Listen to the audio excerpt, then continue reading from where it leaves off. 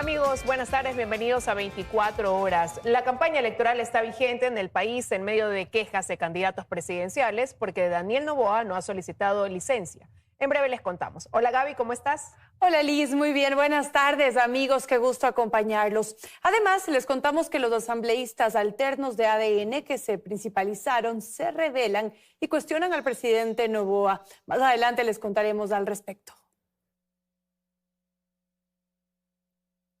Así es, por ahora les contamos que las primeras 24 horas de campaña electoral han estado marcadas por la polémica, mientras no cesan las críticas de quienes consideran que el presidente candidato Daniel Noboa incurre en una infracción electoral por no solicitar licencia. El ministro de Gobierno recalca que el mandatario no está obligado a hacerlo.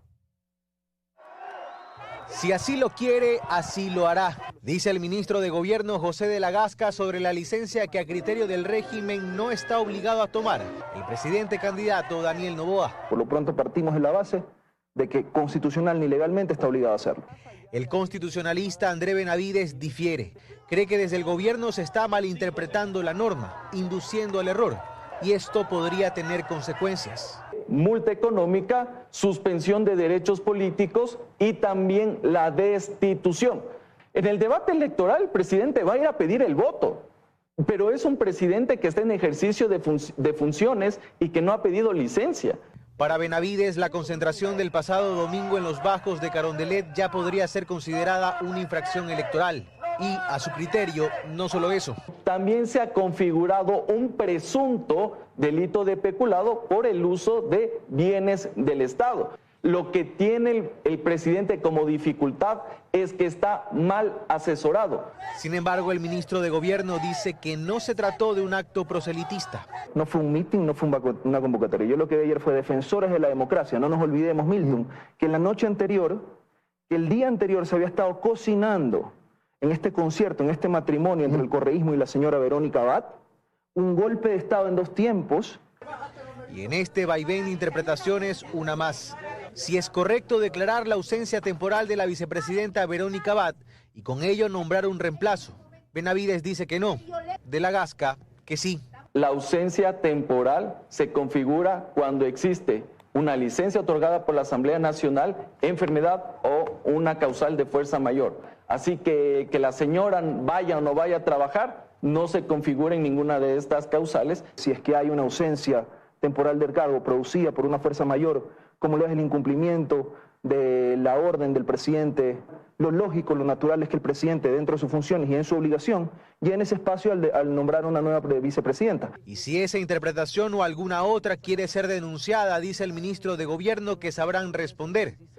Porque insiste, en medio de una lluvia de críticas, que no están haciendo nada que la ley no permita. Carlos Acoto, Teleamazonas. 3 candidatos a la presidencia exigen a las autoridades electorales que se pronuncien sobre la licencia de Daniel Noboa para hacer campaña. Aseguran que ya se han cometido infracciones electorales como el uso de recursos públicos. Un día después del inicio de la campaña electoral, 3 candidatos a la presidencia de la República exigen a las autoridades electorales que resuelvan sobre la licencia de Daniel Noboa. Henry Cucalón de Construye, por ejemplo, llegó hasta el Consejo Nacional Electoral este lunes para presentar una acción de incumplimiento al Código de la Democracia, pues asegura la contienda no está en igualdad de condiciones. La Constitución y la ley es absolutamente clara.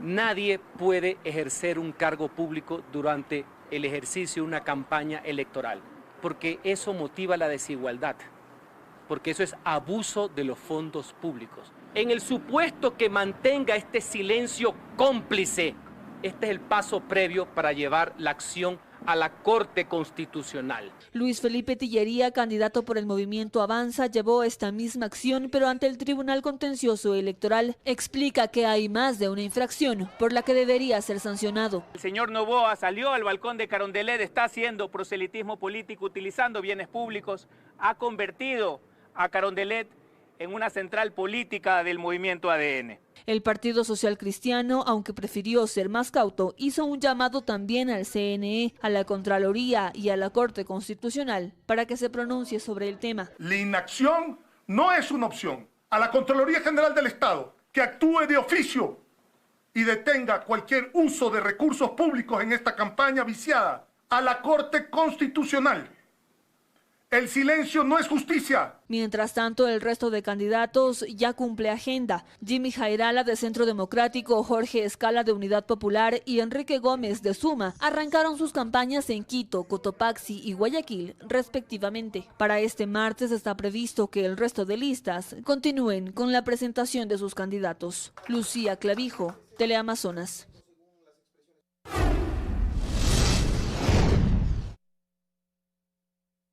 En medio de críticas y sin espacio para despachar, llegaron los 98 asambleístas alternos a ocupar las curules de los legisladores que se fueron por la campaña electoral. Karen Aro está en el Legislativo para contarnos cómo fue este primer día de labores. Hola, Karen. Así es, ¿cómo están? Buenas tardes. Este lunes se retomaron las actividades aquí en la Asamblea Nacional con una sesión de pleno, pero lo hacen con 98 asambleístas alternos, pues sus principales fueron obligados a tomar licencia y también inicia el próximo 8 de enero la vacancia legislativa. Recordemos que la bancada de ADN no solicitó, como debía hacerlo, la licencia para realizar campaña y el Parlamento les obligó a tomarla. Por eso están actuando desde hoy sus alternos, pero lo hacen con las relaciones rotas, aseguran, pues no tienen contacto con sus principales ni tampoco les han entregado información y critican que no hayan solicitado licencia para hacer proselitismo. El resto de bancadas lo ha hecho con normalidad, muchos incluso acudieron a entregar sus despachos a los alternos, pero en el siguiente reportaje yo les cuento. Veamos. Que sus relaciones con los asambleístas principales de gobierno están rotas y que debieron solicitar licencia para hacer campaña como dice la ley. Son las críticas con las que llegaron este lunes al Parlamento un grupo de asambleístas alternos de la bancada de ADN. No es posible que después de que se les obligó, porque si no, no lo hubiesen hecho. Entonces, ¿con qué cara se puede pedir un voto y con qué cara se le puede pedir al pueblo ecuatoriano que respete la ley si nosotros, que somos los que generamos leyes, no lo queremos hacer? ¿Cómo es que estos asambleístas quieren cobrar haciendo campaña, utilizando las instituciones públicas? Arrancan haciendo campaña el día de ayer, utilizando el Palacio de Carondelet. Eso es inadmitible. Fernanda Robles es asambleísta alterna de Diego Matobelle y Ana Cifuentes de Fernando Jaramillo. Las dos aseguran que fueron convocadas mediante un correo de la asamblea y que no tienen contacto alguno con sus principales y que en el pleno no seguirán la línea del gobierno. No, nada. Yo no he tenido ningún apoyo de parte del asambleísta ni del equipo de Diego Matobelle. No he tenido en absoluto. Si ustedes me ven aquí, he obtenido mis credenciales, he obtenido todos los accesos bajo un trabajo propio mío. Por orden de la presidenta de la Asamblea, como dice la ley, más no por un capricho de mi asambleísta principal. No le dijo nada, él no le dijo. No, las relaciones totalmente rotas. En total, son 98 los asambleístas alternos que este lunes se principalizaron en el pleno. Algunos que ya habían actuado antes sabían del funcionamiento de las curules. A otros se les dio una breve explicación. La presidenta encargada, Esther Cuesta, explicó cómo trabajarán. Bueno, el pleno de la Asamblea Nacional ya tomó una resolución, la aprobamos, así que los asambleístas que no tomaron licencia, pues obviamente recibiremos a sus suplentes. Los legisladores de Construye y el Partido Social Cristiano sí llegaron con directrices claras de la bancada. Siguiendo la misma línea partidista, sin descuidar ningún aspecto que vaya en contra de la población ecuatoriana. Tomaremos las medidas necesarias que en conjunto hoy tratemos el tema y obviamente siempre y cuando sea alineado a todos los ecuatorianos. Este lunes y martes deberán participar de sesiones del Pleno. Bien, para finalizar, por otro lado, también decirles que la presidenta encargada, la asambleísta de la Revolución Ciudadana, Esther Cuesta, ha dicho que en este lapso de tiempo no habrá actividades de las 16 comisiones permanentes de la Asamblea Nacional, es decir, que solamente se trabajará en la agenda parlamentaria que ya estaba prevista. Esa es la información hasta el momento. Continúan ustedes. Buenas tardes. Buenas tardes, Karen. Gracias por tu reporte. Y les contamos que el presidente candidato Daniel Noboa visitó el espacio integral familiar La Ferroviaria, esto al sur de Quito, para destacar la recuperación de ese centro que se llevó a cabo hace 6 meses. Allí dijo que la gente es la mejor embajadora de su gobierno. Belén Merizalde está en el lugar para contarnos más. Adelante, Belén. Sí, muy buenas tardes. En efecto, en este inicio de la primera semana laboral del 2025, el presidente candidato Daniel Noboa visitó el sur de la capital.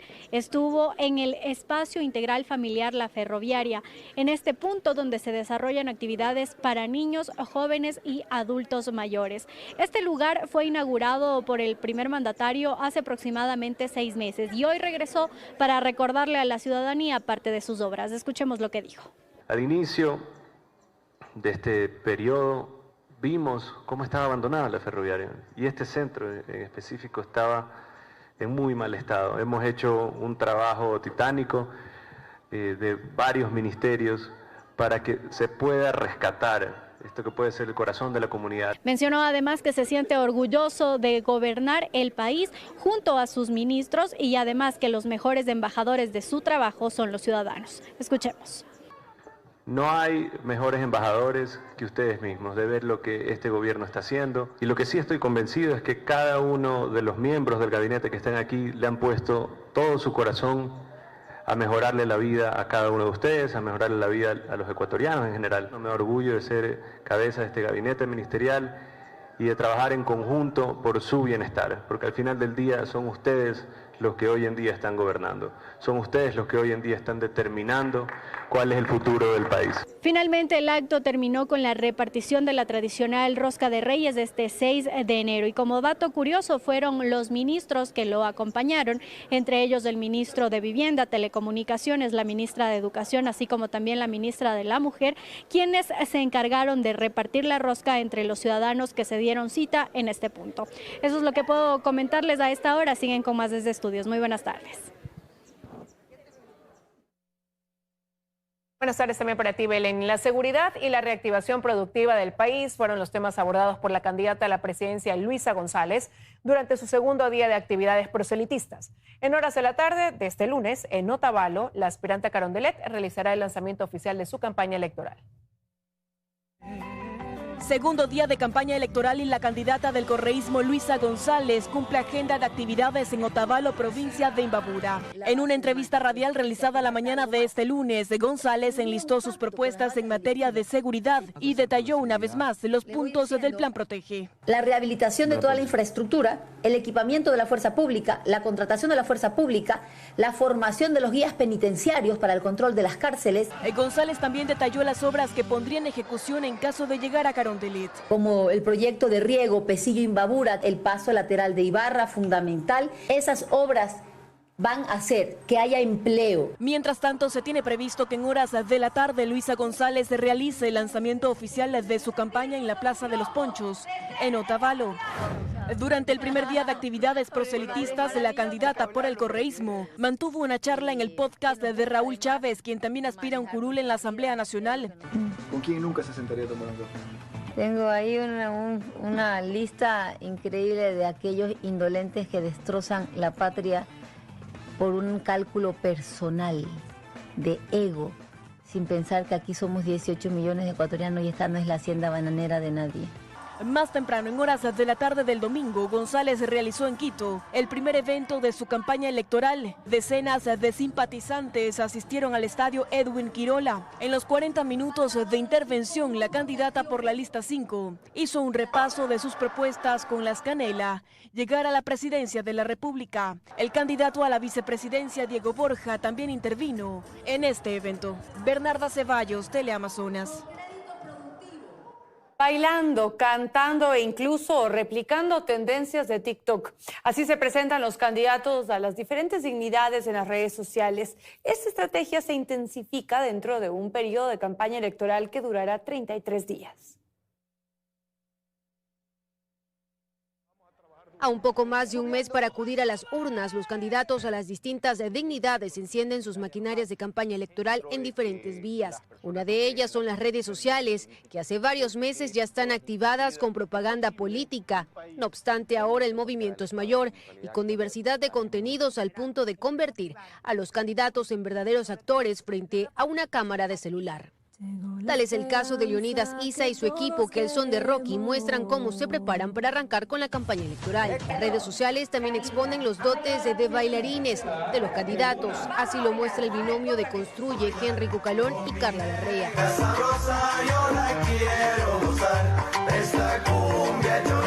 Así también aparecen otros candidatos, como Susana González, aspirante a la Asamblea Nacional, que se unió a esta tendencia de TikTok.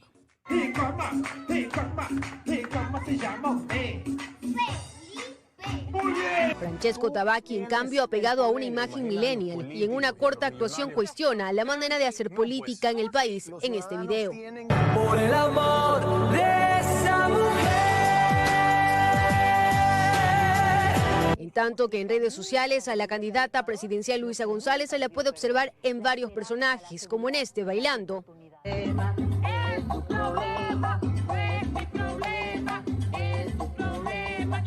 O un poco más formal, hablando de diversos temas coyunturales que se juntan, por ejemplo, con icónicas series como esta, la del Juego del Calamar. Con las esperanzas, con los sueños, y hace que las personas se peleen entre ellos para sobrevivir. Otro multifacético en redes sociales es el candidato presidencial Felipe Tillería. Mira cómo bebe los sofritos, mira cómo bebe los sofritos. Así se vive la campaña electoral en redes sociales, con contenidos que, más allá de tener como objetivos diversificar y llevar a grandes públicos las propuestas de los candidatos, se apuestan a contenidos únicamente que logren captar la atención de un electorado joven. Astrix Singre, Teleamazonas.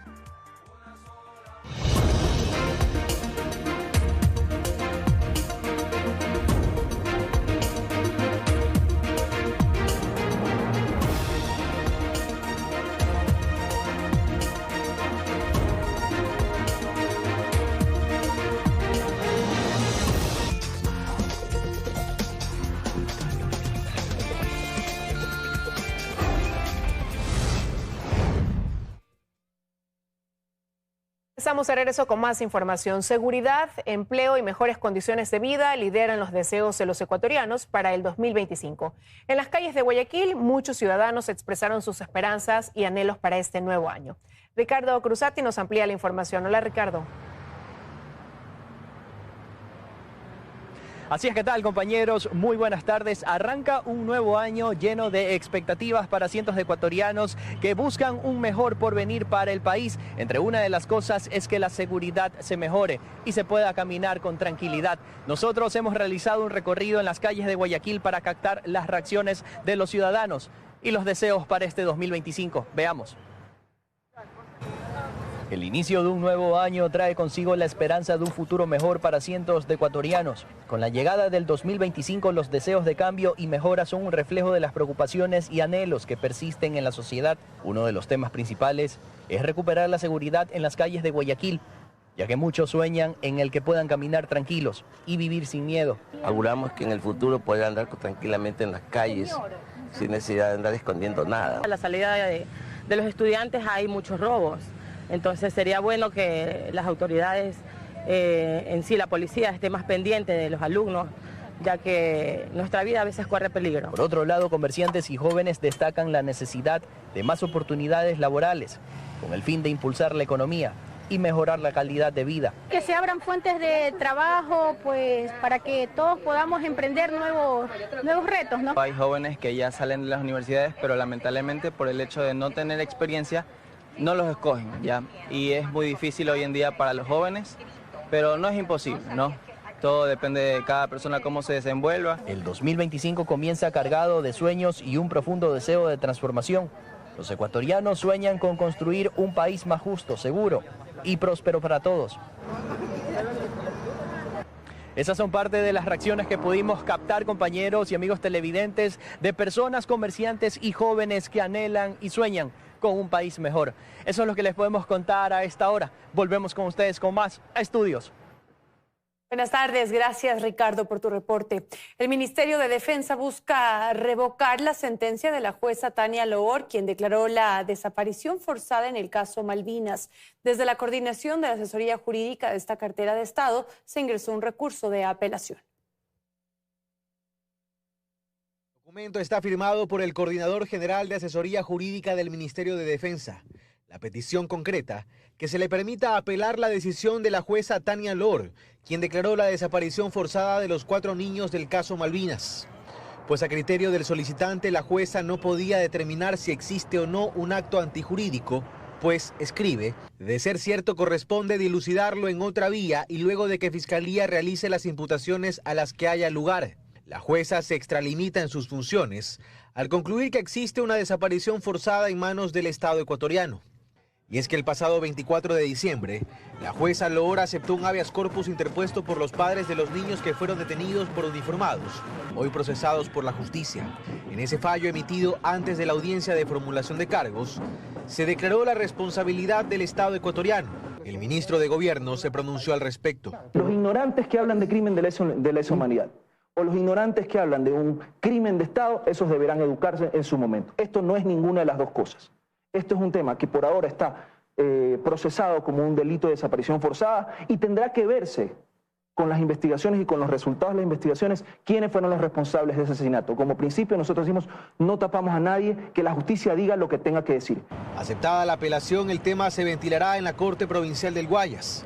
Ahí, el objetivo del Ministerio de Defensa será revocar esta decisión judicial, pues a su criterio no se establecieron los fundamentos para declarar una desaparición forzada y se desnaturalizó el recurso de habeas corpus.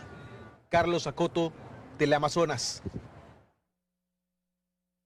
Está en camino el proceso de renovación del Consejo de la Judicatura tras la presentación de las ternas por parte de los entes nominadores. Hasta el momento se conocen los nombres propuestos por la Asamblea Nacional, Fiscalía General y Defensoría Pública. Aún están en deuda el Ejecutivo y la Corte Nacional de Justicia. Si bien el plazo para presentar las ternas para la renovación del Consejo de la Judicatura venció el pasado 30 de diciembre, un pedido de la Corte Nacional de Justicia fue aceptado por el Consejo de Participación Ciudadana y la terna podrá conocerse quizá este lunes, cuando la Corte sesione. Y hay expectativa, dice Paulo Caña, presidente de la Federación Nacional de Abogados, sobre los nombres que salgan de aquí. Terna de la Corte Nacional de Justicia, tomando en cuenta que de ella va a salir el presidente del nuevo Consejo. Con esta selección de los nuevos vocales se espera cerrar un ciclo en el que el Consejo de la Judicatura se ha movido en medio de la polémica por las denuncias de corrupción contra varios de sus integrantes. Se espera el cierre de 6 años de inestabilidad en el organismo. El Consejo de la Judicatura se conforma por un vocal que llega nominado por la Fiscalía, otro de la Defensoría Pública, del Ejecutivo, de la Asamblea Nacional y de la Corte Nacional de Justicia. Son 5 en total. Y hasta aquí se conocen los nombres propuestos por la Asamblea Nacional y son Pablo Villagómez Reinel, Yolanda Salgado, Iván Montero López. La Fiscalía también envió su terna al final del 31 de diciembre y en esta lista están Magali Ruiz Cajas, Nicolás Burneo Arias y Estuardo Salvador Salvador. Y la más reciente fue la terna presentada por la Defensoría Pública, integrada por Fausto Andrade Vera, Wendy Moncayo Salgado y Santiago Valareso Guerrero. De un breve vistazo a los nombres propuestos, se advierte que hay una intención de mejorar los perfiles y alejarlos de la polémica, dice Ocaña. De acuerdo con el reglamento, este proceso de selección de las nuevas autoridades titulares y suplentes de la Judicatura tendrá una veeduría ciudadana y entraría en la fase de escrutinio público e impugnación ciudadana. Fausto Yepes, Teleamazonas.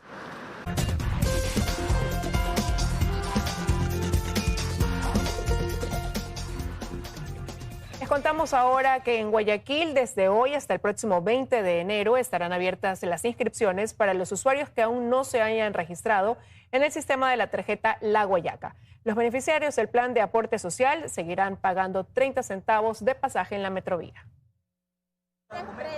El nuevo plazo para el registro de la tarjeta Guayaca se habilitó este lunes. A la fecha, 172,000 personas se han registrado en el sistema que les permite acceder al subsidio y seguir pagando la tarifa de 30 centavos en el pasaje de la Metrovía. Pero es un registro que lo tuvimos abierto durante el 2024, ya durante 3 meses.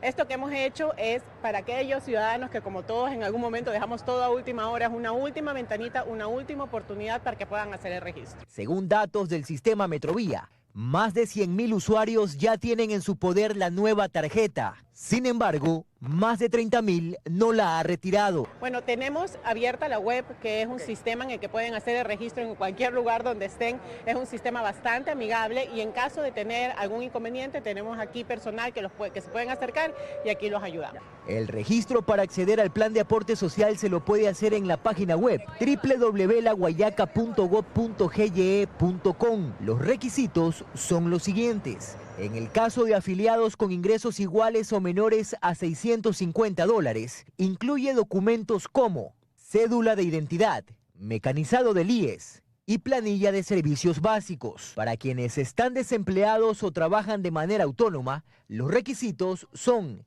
el certificado de no afiliación, así como la planilla de servicios básicos. En tanto que los estudiantes solo deben presentar la cédula de identidad, la matrícula universitaria en el caso de una universidad pública, así como el certificado de beca del 100% en el caso de una universidad privada. El nuevo plazo de inscripción para la tarjeta La Guayaca estará habilitado hasta el próximo 20 de enero. Eder Cheme, Teleamazonas. Y con la llegada de la etapa invernal, las enfermedades respiratorias aumentaron en un 35%. A esta hora hacemos contacto con nuestra compañera Erika Vera. Ella se encuentra en un hospital al norte de Guayaquil y nos cuenta los detalles. Erika, adelante. Así es, buenas tardes. Con la llegada de la época invernal, las enfermedades respiratorias se incrementan y al no tener un tratamiento adecuado, estas se agudizan. En el siguiente reportaje conoceremos más. Veamos. Tos seca o con flema, estornudo constante, fiebre e incluso malestar corporal son algunos de los síntomas que se registran en las últimas semanas, sobre todo en niños y adultos mayores. La llegada de las lluvias incrementa la propagación de enfermedades respiratorias. Así lo indica el doctor John Cueva, clínico intensivista. El mundo viene con la cola o el rezago y la reactivación de COVID. A eso le agregamos cambios o mutaciones de los virus y resurgimiento de otros. Destacando 4 virus principales: sincitial respiratorio, COVID-19, influenza, H1N1. Según la Federación Médica Ecuatoriana, los casos se han incrementado un 35%, sobre todo en las últimas semanas del 2024, con mayor incidencia en las ciudades como Quito, Guayaquil y Cuenca. El virus sincitial respiratorio es una de las más comunes en niños y en personas de edad avanzada y al no ser tratado puede ocasionar graves complicaciones que pueden progresar de una afectación en la vía aérea superior, rinitis, sinusitis, irse al árbol respiratorio inferior y causar lo que se conoce como neumonía. Mientras que la influenza se caracteriza por síntomas más intensos que un resfriado, incluyendo fiebre alta, y desde el segundo día de aparición de los síntomas es altamente contagiosa. Mientras que en Guayaquil el COVID-19 lidera los casos de enfermedades respiratorias. Hasta el 14 de diciembre de 2024, el Sistema Público de Vigilancia Sanitaria registró cerca de 14.000 casos confirmados de COVID y alrededor de 42 fallecidos por esta causa. Los especialistas insisten en medidas preventivas. Mascarilla, lavado de manos, y si tienes un proceso respiratorio, aléjate, no acudas a reuniones, aléjate de personas de riesgo. Además de no automedicarse y buscar atención médica ante la aparición de síntomas. Y otros factores más, como la falta de vacunación para influenza y otros virus, hagan que ocurra esto aquí en nuestro país. Los galenos mencionan que el aumento de casos será hasta marzo, cuando se prevé que finalice la etapa invernal.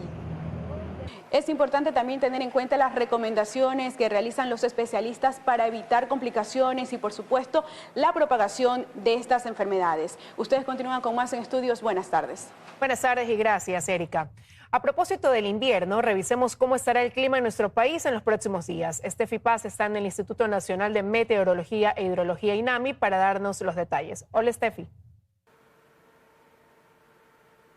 Así es, buenas tardes, que tengan un excelente inicio de año. Contarles que el INAMI emitió una alerta por el incremento de tormentas, lluvias y viento que estará vigente hasta el próximo jueves. Si bien esto afectará a la mayor parte del país, las zonas que tendrán mayor cantidad de lluvia será la Sierra Centro y la Amazonía. Estamos a esta hora con Javier Macas, analista de pronóstico del INAMI. Buenas tardes, para que nos comente un poco más detalles. Buenas tardes, pues en efecto las condiciones son favorables para la ocurrencia de eventos de precipitación. Por ahora estos tienden a ser bastante generalizados en la región amazónica y también en la parte interior del litoral. Sin embargo, a partir del miércoles o jueves, estas tienden a enfocarse un poco más hacia la zona sur del país, donde pues tendrán eventos importantes también en la zona de Mazar. Y pues la zona interior del litoral, así como la zona de insular, también tienden a incrementar los eventos de lluvia. A propósito de esto que menciona, ¿cuál será la situación específica ya en zonas en donde se encuentran centrales hidroeléctricas? La parte de Cocacodo estos días, hasta el día miércoles, sí tienden a ser favorables para incrementos de precipitación. Sin embargo, a partir del jueves, tienden a enfocarse mucho más hacia la parte de Mazar, digamos, y la parte interior del litoral, donde se queda todo Chipilatón, también pueden generarse eventos de precipitación, sobre todo en la noche y la madrugada. Perfecto, recordarles entonces que al menos hasta el jueves los niveles de lluvia, tormenta y viento serán elevados, serán altos, así que si usted va a salir de casa, hágalo bien preparado, con un paraguas, con ropa abrigada, y si va a conducir, hágalo muy despacio. Con esta información regreso a estudio. Buenas tardes. Gracias por las recomendaciones, Steffi.